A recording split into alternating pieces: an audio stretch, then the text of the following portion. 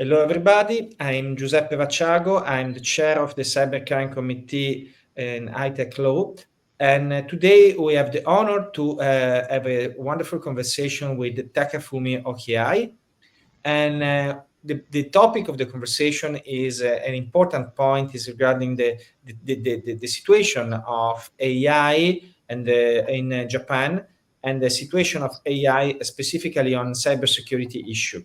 So we can start with the short presentation of you, Takafumi, and about your activity. Can you tell us something about you? Yeah, thank you for introduction. My name is Takafumi Ochiai, senior partner at Atsumi Sakai, one of big law firm in Japan. I have been involved in the discussion of making artificial intelligence policy in the Ministry of Inner Affairs and Communications, and also supporting private companies' activity about how to use data and how to use artificial intelligence, also corresponding to some risks from artificial intelligence, such as infringement of copyright or something so on. Thanks a lot for your answer. Really clear and wonderful experience about you. So you have already explained me what is your experience regarding AI. So my next question will be the impact of AI and specifically generative AI in the Japanese market. What is the impact? Yeah, so artificial intelligence has become a very transformative force in Japan. So also influencing various sectors and contributing significantly to the economic growth. In Japan, so there are very decreasing population. There are not enough labor force, especially in younger ages. So we need to use artificial intelligence. Instead of human labor force, we are so very important to apply artificial intelligence in our business.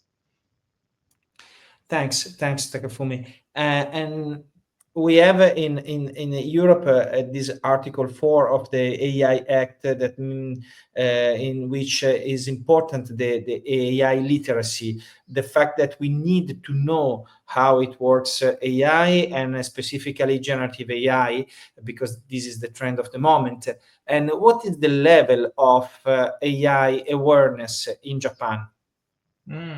Yeah, so I think so AI awareness for Japanese business it's different from country to company to companies.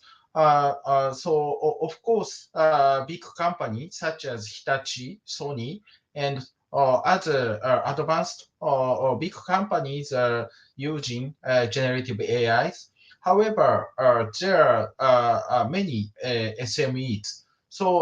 As a consequence of such structure of industry, many of Japanese company has not started to apply generative AIs.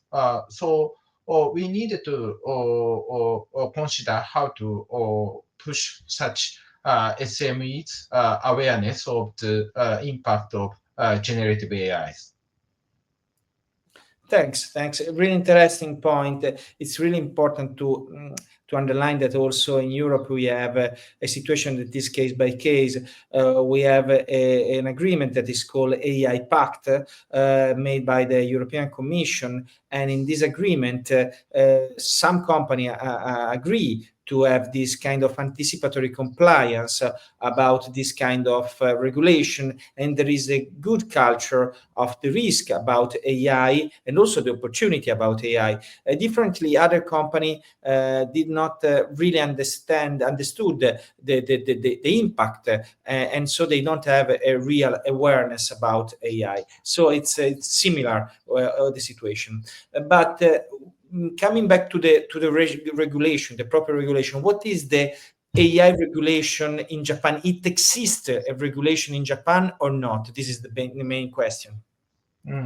Yeah, so this answer is yes, and Japan is actively developing regulatory framework to promote the development of artificial intelligence technology. This year, Japanese government submitted the bill on the promotion of research and development and application of artificial intelligence related technologies to the diet. This bill aims to establish a national framework for AI development, emphasizing a pro-innovation approach that encourage research and development while ensuring ethical use and protection of citizens' rights.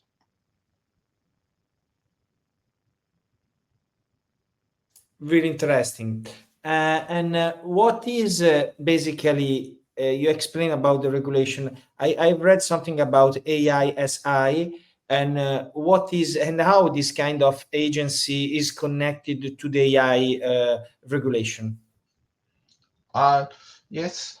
So AI Safety Institute, or it's so named AISI, is an organization dedicated to examining and promoting evaluation methods and standards for AI safety. Or aiming to achieve safe, secure, and reliable AI systems. So this IC was established in advance of new regulations. So this is not directly connected to new regulations. However, Japanese government made artificial intelligence guideline from some years ago, and last year,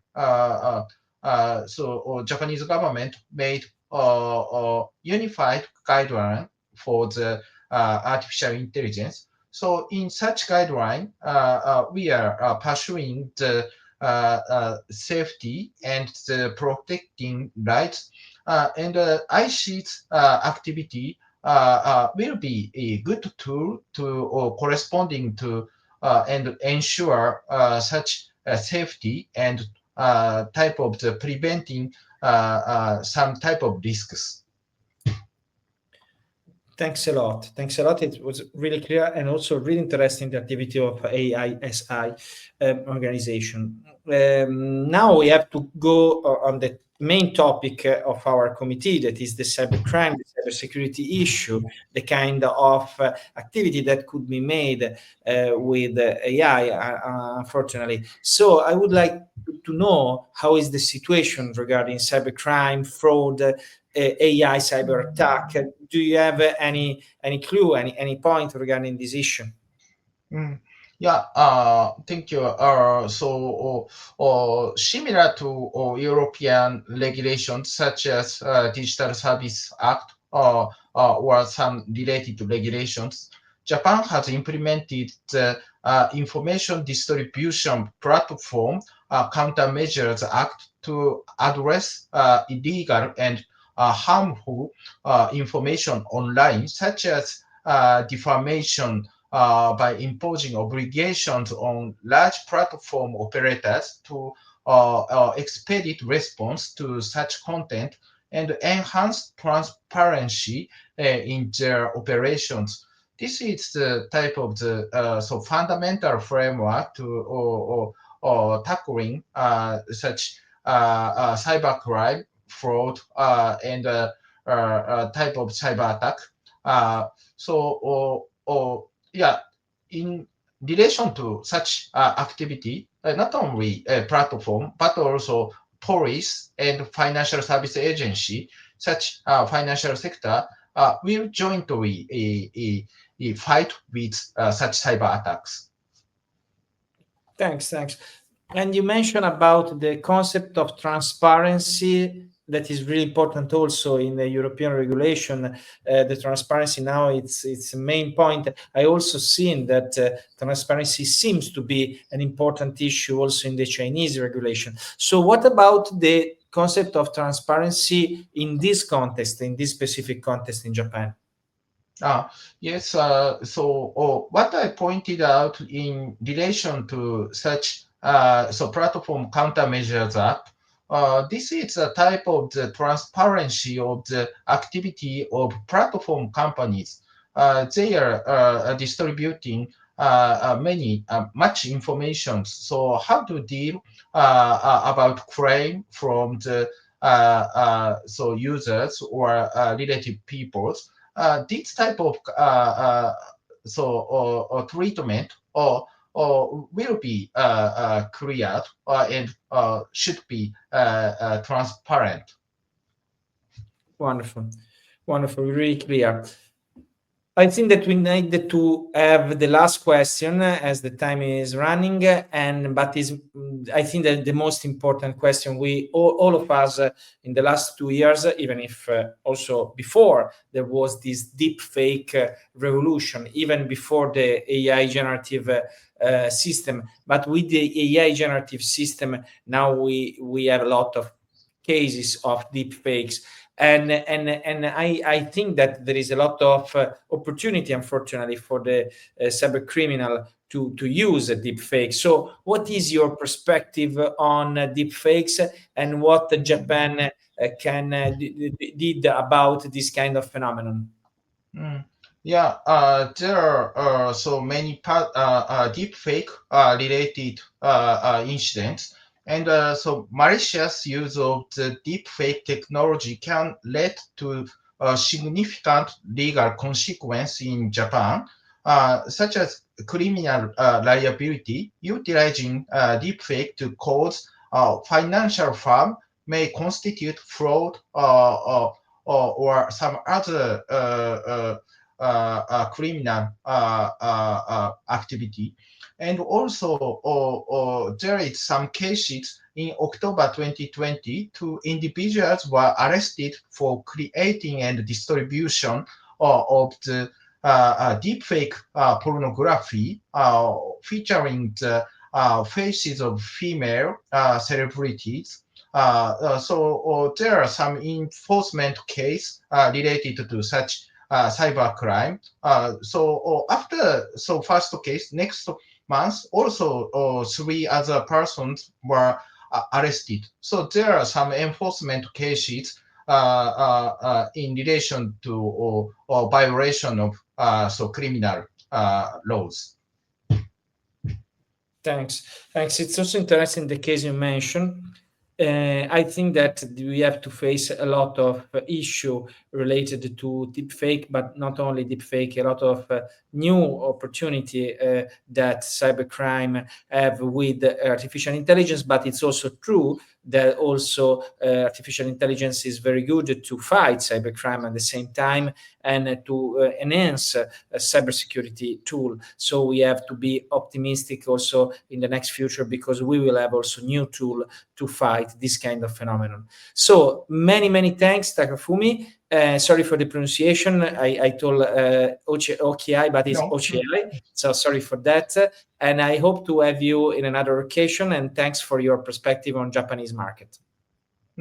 Yeah. So thank you for inviting me to very great opportunity. I think this will be something useful information for listener. Thank you for hearing. Thanks a lot. Thanks a lot again. Have a good day. Have a good day. Bye.